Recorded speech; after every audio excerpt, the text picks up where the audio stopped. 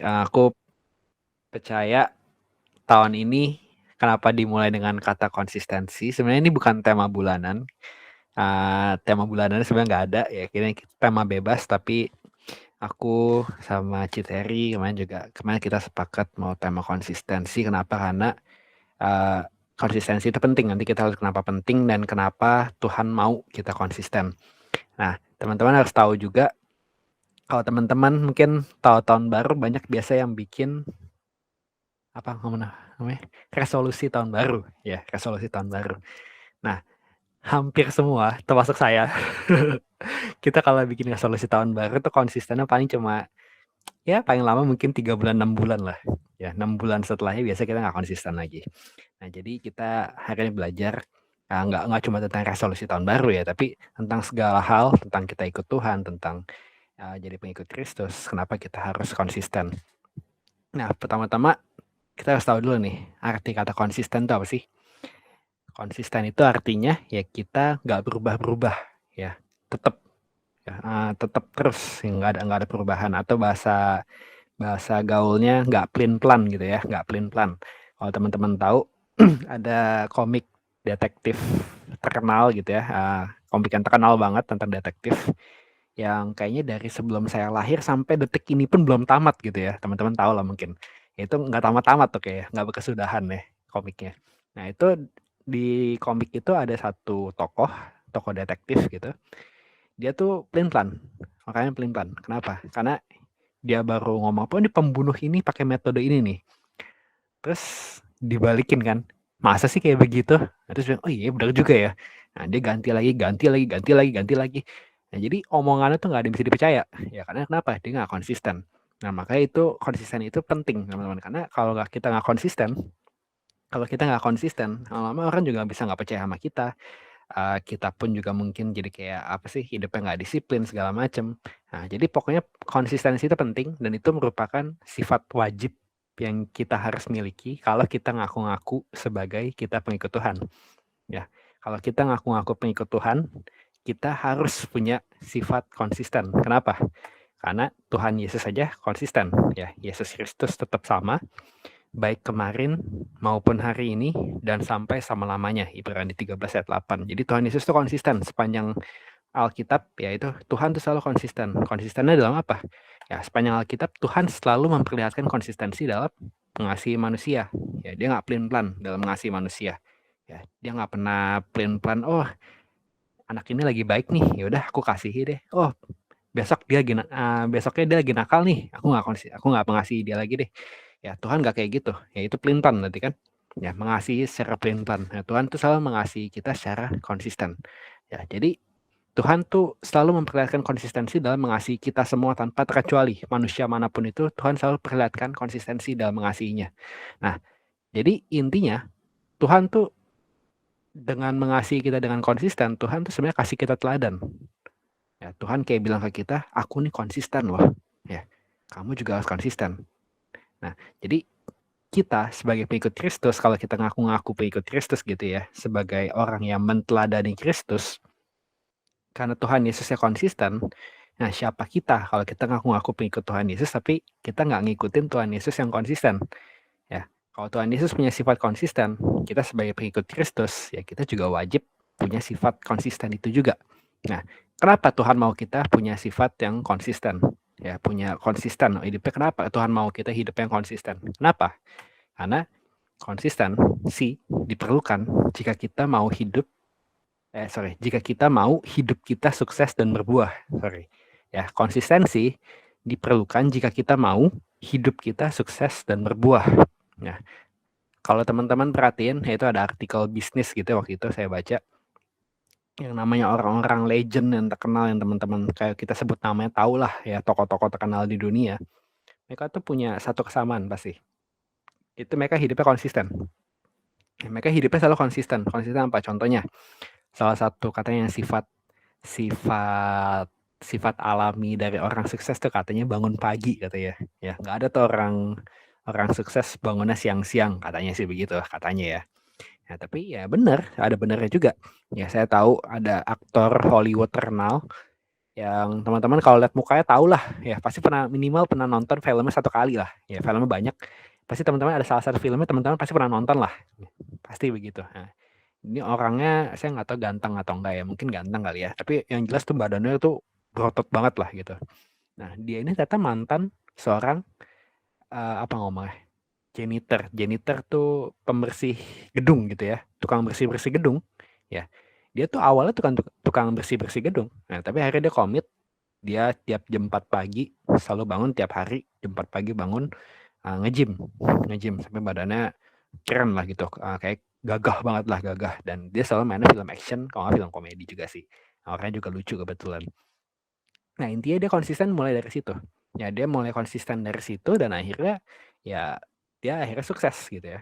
Nah, ini di mata dunia aja butuh konsisten. Nah, sebagai pengikut Kristus kita juga perlu. Ya, kalau kita mau dipakai Tuhan secara secara luar biasa, secara gila-gilaan, kita juga perlu konsisten. Ini yang lagi saya bangun juga. Ya, hidup saya kayak dari kemarin kurang konsisten ya. Akhirnya saya bangun tahun ini, bahkan sebelum tahun ini ya, sebelum 2024, 2023 akhir tuh saya udah latih selama liburan, saya harus konsisten. Ya pas liburan sebelum saya masuk kerja lagi, saya harus konsisten, saya bangun. Salah satu yang saya bangun, saya konsisten bangun pagi, ya lebih pagi lagi daripada biasanya.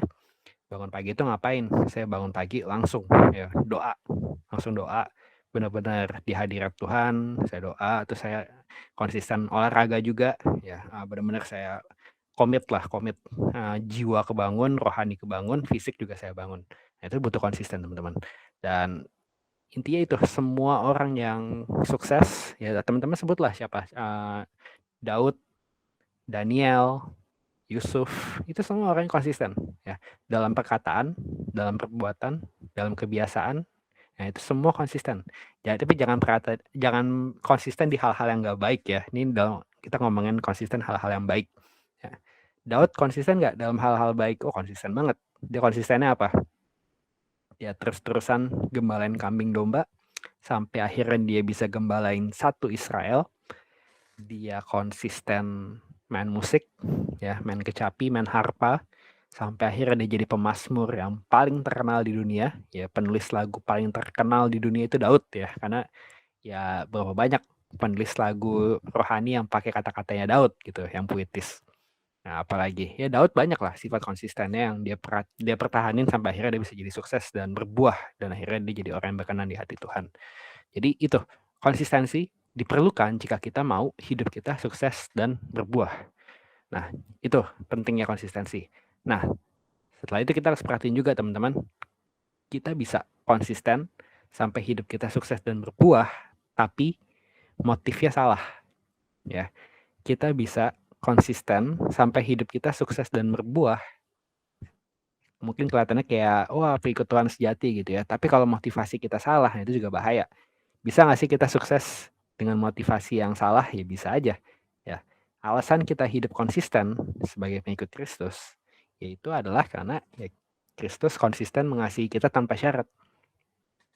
Karena kita udah rasain kasih Tuhan, Tuhan kasih kita tanpa syarat, ya seharusnya itu membuat kita secara otomatis kita jadi pengen konsisten mengikuti Tuhan. Ya, konsisten mengasihi Tuhan juga. Ya, karena Tuhan sudah konsisten mengasihi kita, seharusnya respon hati kita, kalau emang kita beneran tahu Tuhan mengasihi kita, ya kita mengasihi Tuhan secara konsisten juga.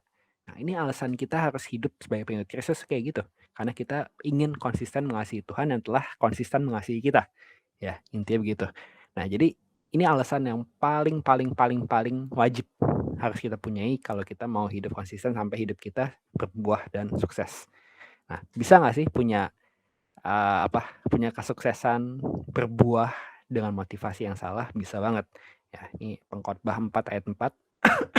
Dan aku melihat bahwa segala jerih payah dan segala kecakapan dalam pekerjaan adalah iri hati seseorang terhadap yang lain. Ini pun kesia-siaan dan usaha menjaring angin. Nah, ini bahasanya mungkin agak berat ya. Ya, tapi kita coba lihat di versi yang lain. Sorry. Kita lihat di versi yang lain. Di versi firman Allah yang hidup. Nah, ini.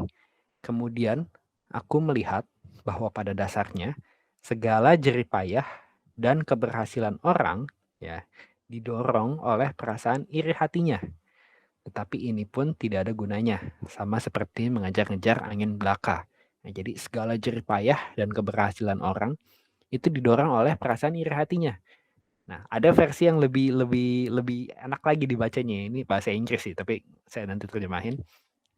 Then I observe that most people are motivated to success because they envy their neighbors. Nah, jadi banyak orang itu motivasi untuk sukses karena mereka iri.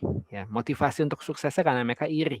Nah, jadi bisa nggak sih kita motivasi untuk sukses, motivasi untuk berbuah yang kelihatannya mungkin buat Tuhan, tapi dengan motivasi yang nggak baik, ya kelihatannya doang buat Tuhan, ya bisa, ya kita pernah nunjukin itu ke kita. Ya, apa motif kita?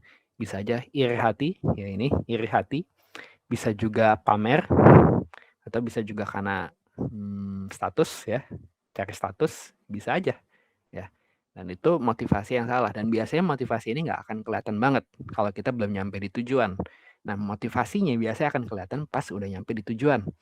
Nah, contoh, kalau motivasinya buat pamer, saat dia udah sukses, biasanya akan kelihatan tuh, wah, dia pamerin kesuksesannya terus.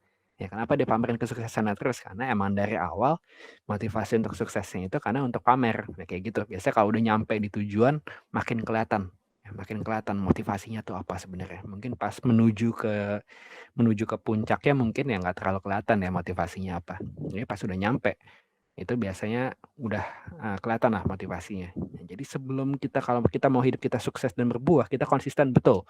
Nah, tapi motivasinya juga harus dijaga. Nah, aku konsisten baca Alkitab, motivasinya apa? Aku konsisten bangun jam doa, motivasinya apa? Aku konsisten ke gereja, motivasinya apa? Nah, ke gereja itu paling bahaya ya. Saya nggak terlalu setuju ke gereja, saya nggak terlalu setuju kalimat ke gereja setiap minggu tuh pasti baik. Belum tentu. Nah, ke gereja ngapain? Ya ada loh orang ke gereja dengan motif-motif yang aneh-aneh ya. Motif yang aneh-aneh contoh cuma buat cari teman, cari pacar, cari duit kadang-kadang. Ada juga ya. Percayalah teman-teman ada gitu orang yang sengaja ke gereja demi minjem-minjem duit doang. Ya ada gitu. Ikut Tuhan nggak? Ya saya nggak terlalu yakin ya di ikut Tuhan atau enggak ya. Nah tapi motivasi ke gereja bisa aneh-aneh. Nah jadi sebelum kita komit mau konsisten apapun itu yang buat Tuhan, ya perhatiin dulu motivasinya apa, itu penting ya. Nanti jangan sampai pas kita udah nyampe, wah hidup kita udah sukses, udah berbuah, nah motivasi jeleknya nanti malah merajalela di hidup kita. Nah, hidup kita malah jadi kelihatannya nggak baik di mata orang. Ya itu akhirnya nggak memuliakan Tuhan, malah itu akan memalukan Tuhan. Ya jangan sampai hidup kita memalukan Tuhan, tapi biarkan hidup kita memuliakan Tuhan. Ya, ini motivasi kita penting. Ya, jadi konsisten, sekali lagi ya, konsisten itu penting supaya kita hidup berbuah dan sukses, tapi motivasinya juga harus dijaga. Nah, 1 Yohanes 2 ayat 3-6 versi firman Allah yang hidup. Ini bagus banget. Teman-teman pasti belajar sesuatu dari 4 ayat ini ya, ada 4 ayat. Bagaimanakah kita dapat yakin bahwa kita adalah miliknya? Caranya ialah dengan melihat ke dalam diri sendiri. Apakah kita sungguh-sungguh berusaha melaksanakan kehendak-Nya? Nah, sekali lagi ya, bagaimanakah kita dapat yakin bahwa kita adalah milik-Nya? Caranya ialah dengan melihat ke dalam diri sendiri. Apakah kita sungguh-sungguh berusaha melaksanakan kehendak-Nya? Orang mungkin berkata, nah ini dalam banget ya, orang mungkin berkata, saya orang Kristen, saya sedang dalam perjalanan ke surga, saya milik Kristus. Nah ini kan kita banget nih, ya kan? Mungkin kita sering ngomong ya, saya orang Kristen, saya sedang dalam perjalanan ke surga, karena saya milik Kristus. Nah itu kita banget biasanya ya. Nah tetapi, apabila ia tidak menjalankan kehendak Kristus, ia seorang pendusta. Nah, kita boleh ngomong, aku orang Kristen, aku pasti nanti masuk surga, aku tuh punya Tuhan, aku milik Kristus. Nah, tapi kalau kita nggak lakuin kehendak Kristus, kita berarti bohong. Ya, kenapa? Karena orang Kristen sejati itu adalah pengikut Kristus. Ya, pengikut Kristus pasti lakuin kehendaknya Kristus. Lanjut, mereka yang menjalankan kehendak Kristus akan belajar untuk makin mengasihi Allah. Nah, bukti kalau kita orang Kristen sejati itu kita akan belajar untuk makin mengasihi Allah. Ya, nggak cuma 1 hari, tapi seumur hidup kita akan konsisten belajar untuk makin mengasihi Allah, makin ya. Jadi kalau hari ini kita udah mengasihi Allah itu bagus, tapi jangan sampai kita nggak berkembang. Ya, kasih kita kepada Allah itu harus berkembang sampai akhirnya hidup kita terus kebangun, sampai akhirnya kita benar-benar apa ngomongnya, cinta mati sama Tuhan ya, harga mati. Oke, sorry. Itulah cara untuk mengetahui apakah saudara orang Kristen atau bukan. Ya, itu dalam banget ya ayat ini ya. Ya, jadi mereka yang menjalankan kehendak Kristus akan belajar untuk makin mengasihi Allah. Itulah cara untuk mengetahui apakah saudara orang Kristen atau bukan. Barang siapa mengatakan bahwa ia orang Kristen, ia harus hidup seperti Kristus. Nah, ini 4 ayat ini dahsyat banget. Teman-teman boleh screenshot ayat ini, nanti baca ulang. Atau nggak usah screenshot lah ya, baca sendiri aja. Cari versi firman Allah yang hidup. Ya, itu bagus banget ayat ini. Saya pas baca, wah ini ketampar banget hidup saya. Nah, sekali lagi kita baca ya, kita renungin setiap kalimat. Bagaimanakah kita dapat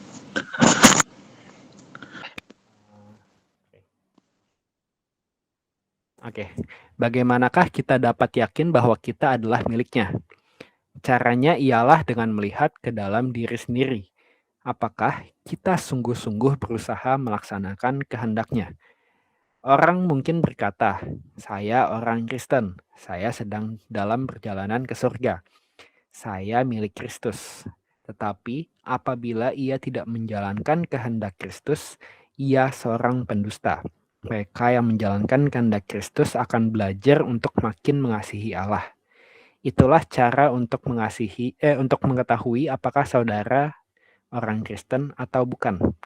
Barang siapa mengatakan bahwa ia orang Kristen, ia harus hidup seperti Kristus. Nah, itu udah jelas banget. Saya yakin dan teman-teman boleh renungin ayat ini. Karena saya pun belajar banget tentang ayat ini. Saya baru baca ini mungkin minggu lalu kali ya, sebelum tahun 2024 mulai itu saya pas banget saya baca ayat ini.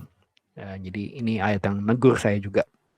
Apakah saya udah belajar makin mengasihi Allah, dan apakah saya benar-benar orang Kristen sejati. Kristen bukan agama ya, Kristen itu artinya pengikut Kristus ya.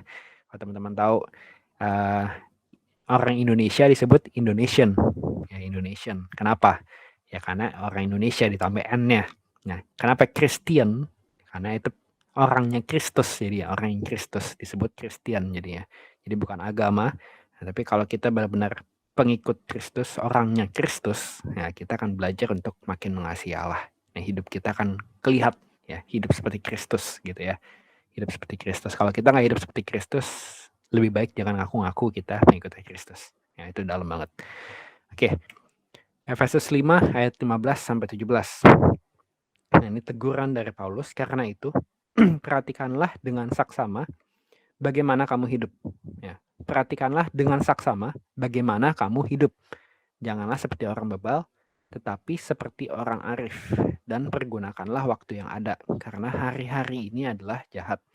Sebab itu janganlah kamu bodoh, tetapi usahakanlah supaya kamu mengerti kehendak Tuhan. Nah, perhatikan dengan seksama bagaimana kita hidup. Nah, konsisten penting tadi, kita udah belajar konsisten itu penting kalau kita mau hidup kita nanti berbuah dan sukses, kita butuh konsisten dengan motivasi yang baik ya, dengan motivasi ingin menyenangkan hati Allah, ingin mengerjakan kehendak Tuhan dalam hidup kita, motivasinya harus itu. Nah, makanya kalau kita mau hidup kita sukses dan berbuah untuk Tuhan, ya, bukan untuk di mata dunia ya, untuk Tuhan, Paulus peringatkan kita buat perhatikan dengan seksama bagaimana kita hidup. Ya, kenapa? Karena bagaimana kita hidup, ya, maksudnya itu apa sih? Bagaimana kita hidup tuh, kehidupan kita tuh selalu dibangun dengan hal yang konsisten kita lakuin. Ya, segala sesuatu yang konsisten kita lakuin, kita pasti akan itu nanti jadi namanya kebiasaan. Ya, konsisten itu akan melahirkan sebuah kebiasaan. Contoh, saya sekarang lagi bangun jam olahraga saya juga. Jam olahraga saya push up gila-gilaan, saya main dumbbell gila-gilaan, saya nonton khotbah sambil main dumbbell kadang-kadang. Saya doa pun ya doa sebentar, bahasa roh sebentar, enggak sebentar sih, lama gitu ya. Kalau bahasa roh lama, saya push up sebentar, bahasa roh lagi, terus main dumbbell sebentar, bahasa roh lagi. Nah, saya bangun itu, bangun kehidupan olahraga saya itu juga saya butuh konsisten. Sampai akhirnya jadi kebiasaan. Kalau dulu kan awal-awal kayak aduh capek nih udah 1 kali aja deh, nanti nggak usah lagi. Nah sekarang rasanya saya akan cari waktu terus tuh. Kosong dikit, lagi denger lagu misalnya, saya main dumbbell. Lagi nonton khotbah pun saya main dumbbell. Kadang-kadang lagi cari apa, kalau baca buku nggak bisa sih ya, susah soalnya. Tapi kalau baca buku biasa saya sambil sambil main sepeda statis tuh. Sepeda statis bisa itu sambil baca buku. Terus juga sekarang saya juga kalau ada kesempatan di waktu sekosong dikit apapun saya akan cari waktu untuk doa. Ya saya benar-benar fokusin hati saya ke Tuhan walaupun mungkin cuma 1 menit, tetap saya akan cari waktu sekosong mungkin. Ya sekosong dikit aja, sekosong dikit aja saya akan cari waktu untuk fokus sama Tuhan. Nah itu butuh kebiasaan. Nah, awalnya mungkin saya nggak akan punya ke situ ya. Maksudnya dalam arti nggak akan ingat terus. Ya. Tapi kalau saya konsisten lakuin dan akhirnya saya udah konsisten lakuin ini lumayan lama sih ya. Sampai akhirnya tuh udah jadi kebiasaan. Udah jadi kebiasaan yang akhirnya ya kalau nggak lakuin malah kesannya ada yang aneh. Ya. Sesuatu yang kita konsisten lakuin pasti akan jadi kebiasaan gitu. Dan sekarang pun saya udah ke titik di mana kalau saya bangun tidur baru buka mata saya langsung refleks, saya langsung bahasa roh gitu ya. Langsung inget, oh ya udah waktunya doa, udah waktu bahasa roh segala macam. Dulu saya nggak bisa tuh kayak gitu tuh. Dulu kalau bangun, aduh ini masih ngantuk nih. Harusnya udah bawaannya kemana-mana lah otaknya. Tapi sekarang saya kalau bangun tidur baru buka mata udah langsung refleks bahasa roh. Itu butuh konsisten makanya. Awal konsisten dipaksain diri, nah sampai akhirnya itu udah jadi kebiasaan yang kita nggak perlu mikir lagi. Kebiasaan itu kan sesuatu yang kita lakuin tanpa perlu kita mikir lagi. Nah itu nanti kita akan lihat ya kebiasaan-kebiasaan baik yang bisa kita bangun dari Citeri nanti. Kebiasaan baik, kebiasaan buruk.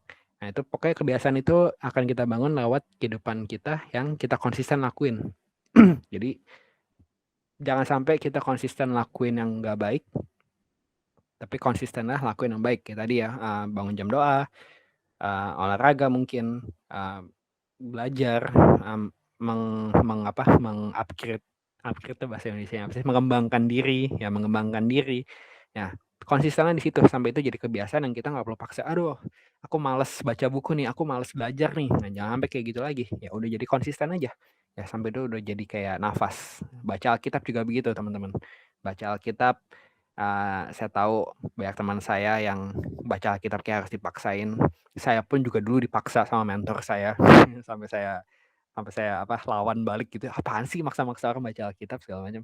Nah, tapi akhirnya saya konsisten latih diri saya baca Alkitab dari saya masih sekolah dan itu sampai akhirnya ya saya nggak perlu diingetin lagi. Ya kesana kalau belum baca Alkitab kayak belum makan aja. Ada sesuatu yang aneh lah gitu.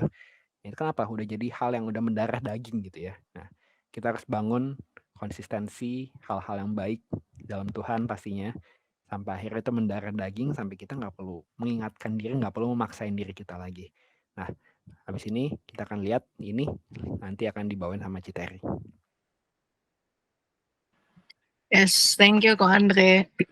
Jadi menyambung dari bahannya Ko Andre, sekarang aku tuh mau bahas tentang kebiasaan gitu. Kayak kebiasaan tuh apa sih sebenarnya gitu. Kayak kebiasaan itu perilaku yang dilakukan secara berulang-ulang tanpa melalui proses berpikir. Karena perilaku tersebut adalah respon terhadap sesuatu yang umumnya adalah perbuatan sehari-hari. Jadi kayak misalnya kita kebiasaan bangun pagi itu kan kadang otomatis gitu ya gitu kayak aku kerja udah berapa tahun gitu kan bangun pasti aku selalu pagi gitu kalau nggak telat itu tuh bikin nggak bisa bangun siang gitu loh kayak awal-awal tuh zaman SMA apalagi pas libur panjang menuju kuliah itu tuh wah yang namanya bangun tuh kayak jam 12 siang tuh bisa gitu dan bahkan kayaknya bangun jam 12 siang itu juga kurang gitu tapi kayak sekarang pas hari-hari libur itu tuh pasti kayak jam-jam pagi kayak biasa ngantor tuh pasti kayak langsung kebangun gitu karena kayak ya itu nggak usah dipikirin kayak ayo bangun bangun gitu kayak otomatis badan gitu tuh kayak udah punya rekaman gitu kayak pasti bisa bangun gitu bisa langsung melek kayak gitu. Nah kayak kebiasaan-kebiasaan kayak gini tuh nggak dibangun semalam gitu, nggak kayak candi dibangun semalam. Kebiasaan itu dibangun dari hal-hal yang kita lakukan secara konsisten. Kayak yang tadi Ko Andre bilang tuh secara konsisten tuh dilakukan terus-menerus gitu. Jadi kalau ya kita bangun pagi gitu, tiap hari gitu kan kita bangun pagi gitu. Nah, hal-hal yang konsisten kita lakukan itu akan membentuk kebiasaan kita gitu. Nah, kebiasaan kita juga bisa membentuk sifat dan karakter kita gitu. Jadi kan kita orangnya kayak gimana hari ini tuh pasti semua itu kumpulan dari kebiasaan yang kita konsistenkan dari kecil gitu loh. Kayak misalnya kan ada orang yang dari kecilnya nggak dibiasain minum manis misalnya kayak gitu. Sampai sekarang pun dia nggak bakal demen minum manis gitu. Kayak nyari teh itu pasti dia nyarinya teh tawar, nggak demen teh manis karena dia nggak terbiasa gitu ya. Dia jadi penyuka teh tawar karena ya dari kecil dia nggak pernah dibiasain minum manis gitu.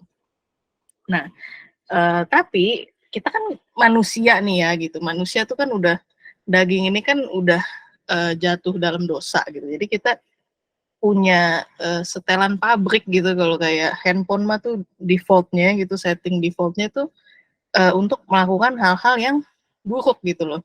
Kalau untuk melakukan kebiasaan buruk tuh kita nggak perlu effort. Kayak misalnya kita dari biasa bangun siang harus kebangun pagi, itu kan kita harus effort gitu kan. Pas bangun paginya kita susah banget melek, kayaknya nggak bisa melek. Mau bangun tuh kayaknya nggak rela banget gitu, bisa sama ranjang gitu. Tapi kan giliran kita losin gitu, maksudnya kita nggak mengkonsistenkan harus bangun pagi, itu pasti kayak dengan otomatis kita akan bisa bangun siang kayak orang mah gitu kan. Nah, hal-hal yang ini nih yang kita harus hati-hatiin gitu, harus kita waspadai gitu karena kalau kita agak lost konsistennya itu nanti kita akan dengan mudahnya tertarik ke kebiasaan yang buruk gitu loh. Kadang juga kita bahkan nggak merasa kebiasaan itu buruk karena udah biasa gitu. Ah, gue udah biasa lakuin itu, ya udah gitu. Kita nggak merasa itu sesuatu yang buruk. Makanya kan itu bahayanya. Karena itu kan kita harus ngebangun uh, konsistensi yang baik gitu, kebiasaan yang baik. Gitu. Boleh di next. Nah, ini kita mau belajar dari Simpson. Jadi sebelum baca ayat ini, aku jelasin background story-nya si Simpson dulu gitu ya. Simpson tuh, ya kalian kalau mau baca bisa dari Hakim-Hakim 13, kalau nggak salah. Hakim-Hakim 13, betul. Itu dari Simpson dikandung terus dia lahir, itu kalian bisa baca di situ. Intinya adalah Simpson itu seorang nazir Allah. Nazir Allah itu apa sih? Nazir Allah itu orang yang ditahbiskan, yang dipisahkan bagi Tuhan gitu, kayak udah pilihan Tuhan nih, oh yang ini gue tekin nih, ini buat gue kayak orang begitu. Udah dipisahin. Karena dia nazir Allah, dari sejak dalam kandungan ibunya tuh dia udah dikasih janji, udah dijanjiin bahwa dia akan nantinya gedenya akan menjadi penyelamat orang Israel dari orang Filistin. Nah, itu dari kandungan ibunya aja itu tuh udah ada hal yang harus dilakukan dan nggak boleh dilakukan gitu kan. Waktu ibunya hamil si Simpson ini, ibunya tuh nggak boleh minum anggur atau menjamah hal yang najis gitu kan. Nah, pas udah lahir si Simpson udah lahir nih sebagai nasil Allah, dia juga dari kecil dengan kebiasaan baik untuk menjaga dirinya agar terus, karena kan dia pilihan Allah gitu. Jadi benar-benar harus dijaga nih gitu. Karena kan kalau untuk jatuh dalam dosa otomatis lah itu mah gampang. Untuk jadi kudus kan itu susah gitu. Makanya itu dia harus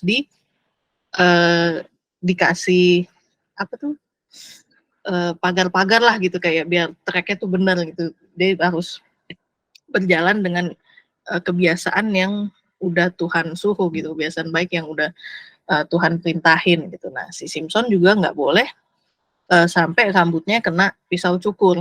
Jadi dia harus menjaga itu gitu sebagai nasir Allah. Nah, tapi di Hakim-Hakim 14 atau 15 gitu, setelah si Simpson udah lumayan gede, dia mulai kompromi tuh. Padahal dia dari dulu kecil udah dididik nih sama ibunya, "Oh, lu tuh nasir Allah ya, lu harus, jaga kekudusan, lu harus menjauhi anggur yang memabukkan, lu harus menjauhi hal najis, lu nggak boleh kena, pisau cukur," gitu. Itu tuh udah dijagain gitu kan, udah dididik sama ibunya. Tapi, pas udah gede dia malah kompromi gitu, kompromi, awalnya itu dia mulai dengan dia milih perempuan Filistin sebagai pasangannya. Dia pikir kan kayak, ya udahlah semua cewek sama aja, yang penting cewek ini nih cantik nih, gue suka nih yang ini. Ya nggak apa-apa lah, nggak sebangsa juga, emang kenapa gitu deh, mengkompromikan itu gitu loh. Oke lah, sekali deh kompromi, eee, dia apa, masih masih Tuhan jagain gitu ya, masih Tuhan kasih, anugerah gitu kan. Dia masih tetap jadi seorang yang kuat gitu kan, Simpson. Nah, udah gitu harusnya dia, di zaman itu tuh dia harusnya cari pasangan itu yang dari bangsanya sendiri gitu, bahkan dari kayak sepupu-sepupunya gitu tuh, pokoknya dari orang-orang dalam yang sekitaran dia yang masih, eee, sebangsa lah gitu, satu keturunan gitu. Maksudnya kan dulu kan dianggapnya orang-orang, yang di luar bangsa Israel tuh nggak nggak boleh ya gitu, maksudnya nggak boleh, nikah campur gitu, nggak boleh kawin campur sama bangsa lain, kayak gitu. Nah, tapi si Simpson tuh, kompromi gitu, dia kompromi, ama istrinya yang pertama itu juga istrinya tuh mau tahu gitu, apa sih rahasia dia gitu, kan istrinya orang Filistin gitu kan, pasti kan menjagai bangsanya juga gitu loh. Si Simpson tuh ditanyain, "Rahasia lu apa sih? Kok bisa bisa kuat?" Gitu kan, karena si istri kerja sama juga sama orang Filistin buat jatuhin si Simpson gitu, buat ngalahin si Simpson, biar Filistinnya nggak kalah. Nah, dia kayak dirayu-rayu terus sama istrinya, terus dia, eee, kasih apa, dijawabin terus gitu, maksudnya dia terlena lah gitu dengan, rayuan si istrinya itu, gitu. Dari kompromi-komprominya itu, terus menggulung juga ke kompromi, yang kedua. Nah, yang kedua tuh yang cerita ini nih, pas Simpson jatuh cinta sama Delila. Jadi kita baca dulu di ayat ya, di Hakim-Hakim 16 ayat 4 sampai 20. Sesudah itu Simpson jatuh cinta kepada seorang perempuan dari lembah Sorek yang namanya Delila. Lalu datanglah raja-raja kota Filistin kepada perempuan itu sambil berkata, "Cobalah bujuk dia untuk mengetahui karena apakah kekuatannya demikian besar, dan dengan apakah kami dapat mengalahkan dia dan mengikat dia untuk menundukkannya. Maka kami masing-masing akan memberikan 1.100 uang perak kepadamu." Lalu berkatalah Delila kepada Simpson, "Ceritakanlah kiranya kepadaku, karena apakah kekuatanmu demikian besar, dan dengan apakah engkau harus diikat untuk ditundukkan?" Jawab Simpson kepadanya, "Jika aku diikat dengan 7 tali busur yang baru, yang belum kering, maka aku akan menjadi lemah dan menjadi seperti orang lain manapun juga." Lalu raja-raja kota orang Filistin membawa 7 tali busur yang baru yang belum kering kepada perempuan itu, dan ia mengikat Simpson dengan tali-tali itu. Sedang di kamarnya ada orang bersiap-siap. Kemudian berserulah perempuan itu kepadanya, "Orang-orang Filistin menyergap engkau, Simpson." Tapi yang memutuskan tali-tali busur itu seperti tali kami yang terbakar putus apabila kena api. Dan tidaklah ketahuan di mana duduk kekuatannya itu. Kemudian berkatalah Delila kepada Simpson, "Sesungguhnya engkau telah mempermain-mainkan dan membohongi aku. Sekarang ceritakanlah kiranya kepadaku dengan apa engkau dapat diikat." Jawabnya kepadanya, "Jika aku diikat erat-erat dengan tali baru yang belum terpakai untuk pekerjaan apapun, maka aku akan menjadi lemah dan menjadi seperti orang lain manapun juga." Kemudian Delila mengambil, tali baru, diikatnyalah dia dengan tali-tali itu dan berseru kepadanya, "Orang-orang Filistin menyergap engkau, Simpson." Di kamar ada orang yang bersiap-siap, tetapi tali-tali itu diputuskannya tanggal dari tangannya seperti benang saja. Berkatalah Delilah kepada Simpson, "Sampai sekarang engkau telah mempermainkan dan membohongi aku. Ceritakanlah kepadaku dengan apakah engkau dapat diikat." Jawabnya kepadanya, "Kalau engkau menenun ketujuh rambut jalinku bersama-sama dengan lungsin, lalu mengokohkannya dengan patok, maka aku akan menjadi lemah dan menjadi seperti orang lain manapun juga." Kemudian perempuan itu mengokohkan lagi tenunan itu dengan patok, lalu berserulah ia kepadanya, "Maka orang Filistin menyergap engkau, Simpson." Tetapi ketika ia terjaga dari tidurnya, disentaknya lepas patok tenunan dan lungsin itu. Berkatalah perempuan itu kepadanya, "Bagaimana mungkin engkau berkata, aku cinta kepadamu, padahal hatimu tidak tertuju kepadaku? Sekarang telah 3 kali engkau mempermain-mainkan aku dan tidak mau menceritakan kepadaku. Karena apakah kekuatanmu demikian besar?"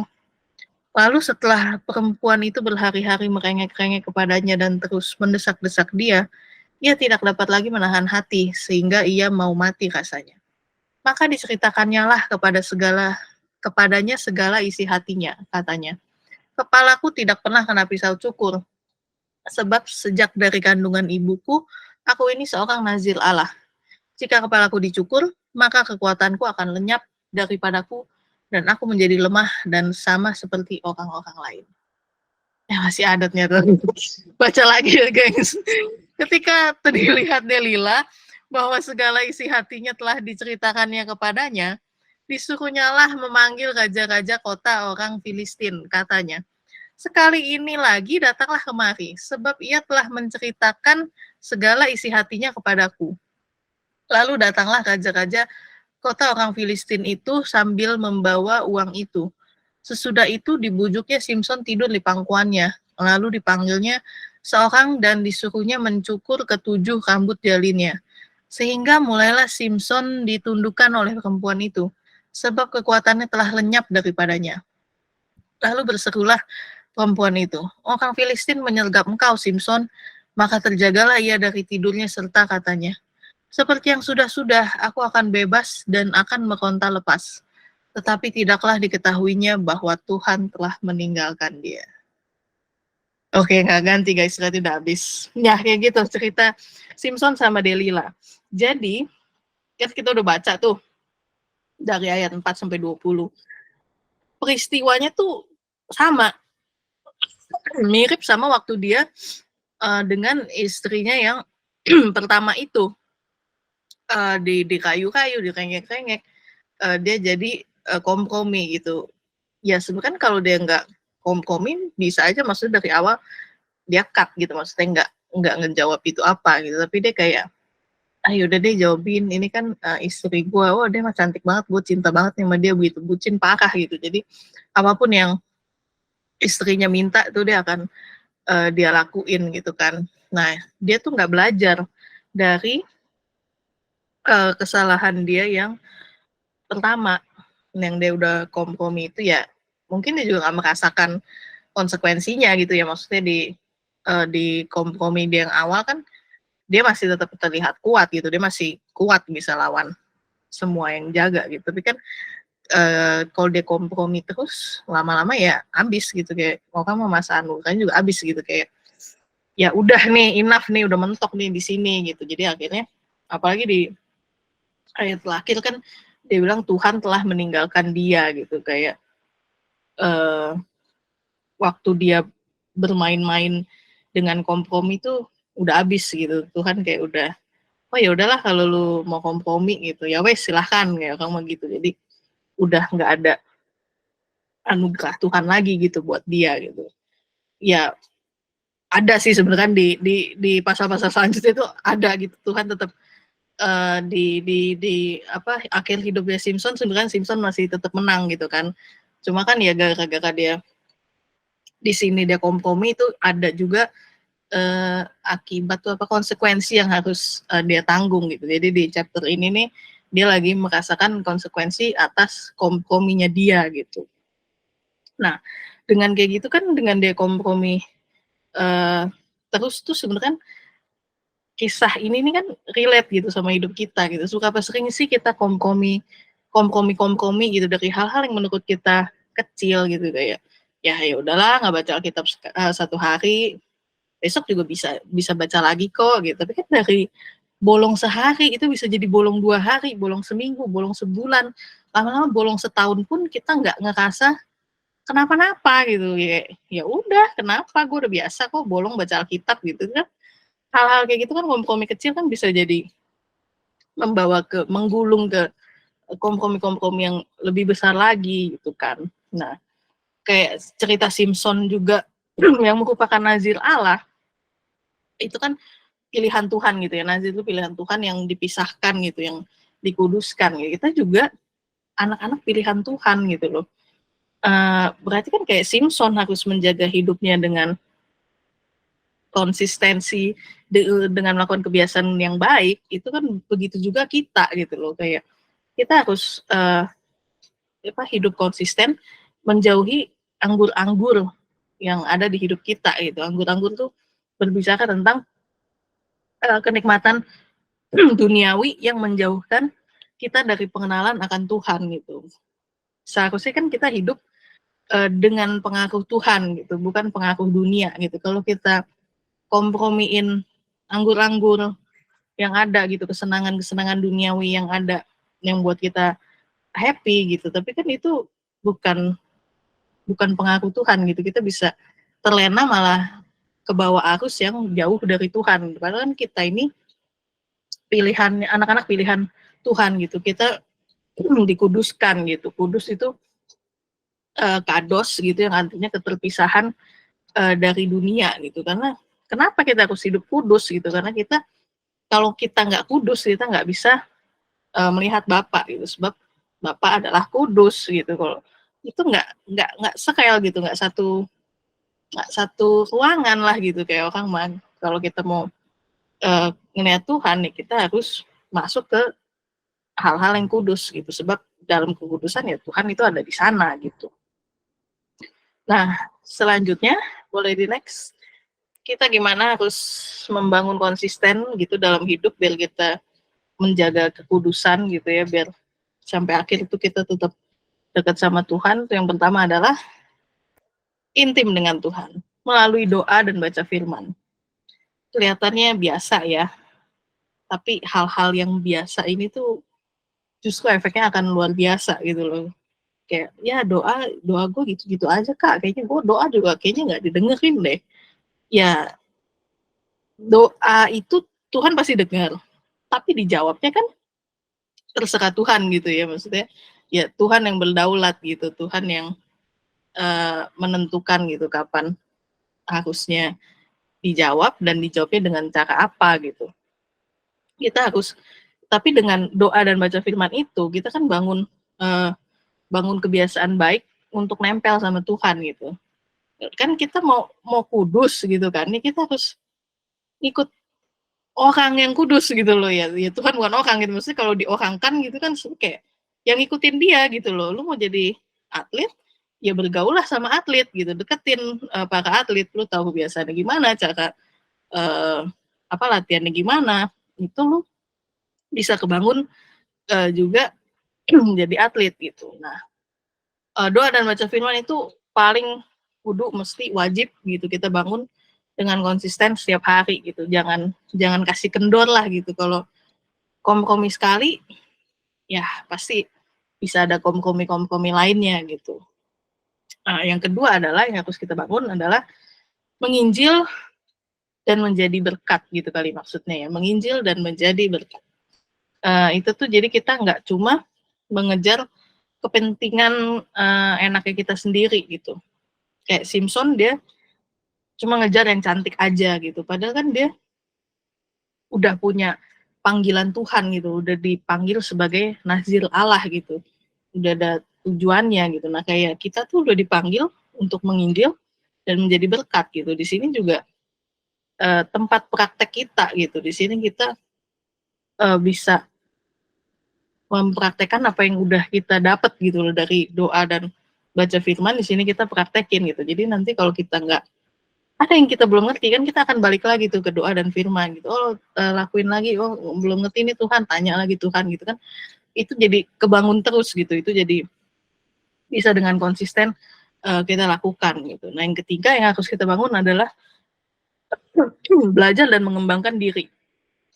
Kita masing-masing udah punya kekuatan gitu, udah punya talenta masing-masing, itu harus kita jaga dan kita kembangin dan kita nggak salah gunain gitu, jangan kayak Simpson gitu, dia menyepelekan kekuatan yang dia punya gitu, dia kira dia akan kuat selamanya gitu, dia kira dia paling hebat gitu, mau diapain juga nggak akan kena gitu, tapi ya ternyata bisa aja kena gitu, karena itu tetap harus di-maintain gitu kekuatannya, harus terus belajar, harus terus upgrade diri gitu, biar kita juga makin hari makin naik kelas gitu. Nah yang terakhir adalah kita harus membangun dengan konsisten, itu kita harus konsisten memperbaiki sifat buruk gitu. Kalau ada kesalahan gitu, kita harus sadarin gitu. Si Simpson kan nggak sadar-sadar gitu ya, kayak ya udahlah biarin aja, kenapa emang milih wanita Filistin, salah toh dia cantik gitu, dia nggak sadar dia ada salah gitu. Kita kalau kita tahu kita salah, apalagi kita bisa udah ditegur juga sama saudara seiman gitu ya, kita perbaikin gitu, kita sadar dulu, kita akuin, tobat, dan jangan ngulang-ngulang kesalahan lagi gitu, karena nanti ujungnya pasti ada, dari kompromi yang berkelanjutan akan ada konsekuensi yang harus kita tanggung gitu. Nah udah nih, habis bahannya, udah habis, tenang udah habis. Jadi yang terakhir yang mau gue bilang adalah, emang kalau dengan membangun konsisten 4 hal ini gitu, kita akan bisa terus gitu jadi hidup kudus, atau kita akan terus punya kebiasaan baik gitu ya? Nggak juga gitu loh. Lagi-lagi daging kita tuh udah jatuh dalam dosa, itu pasti akan otomatis narik kita ke bawah gitu untuk melakukan hal-hal yang nggak baik gitu, hal-hal yang buruk gitu loh. Karena itu ya itu kuncinya, terus konsisten terus. Terima kasih.